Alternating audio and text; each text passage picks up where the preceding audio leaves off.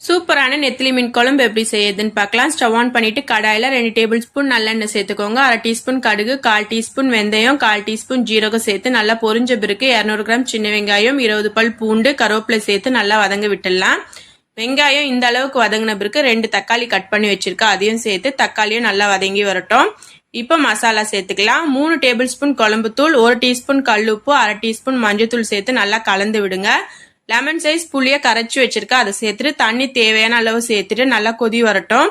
நல்லா கொதி வந்த பிறகு நான் இப்போ தேங்காய் கொஞ்சம் சேர்த்துக்கிறேன். உங்களுக்கு தேங்காய் வேணும்னா அந்த டைம் ஸ்கிப் பண்ணிக்கோங்க. கலந்து விட்டுட்டு ஒரு 2 நிமிஷம் கொதி வந்த பிறகு க்ளீன் பண்ணி எடுத்து வச்சு நம்ம நெத்திலி மீனை சேர்த்துக்கலாம். நெத்திலி மீன் சேர்த்துட்டு லைட்டாக கலந்து விடுங்க. ஸ்டவ்வை சிம்மில் வச்சுட்டு கொஞ்சமாக கொத்தமல்லி தூவிட்டு மூடி போட்டுருங்க.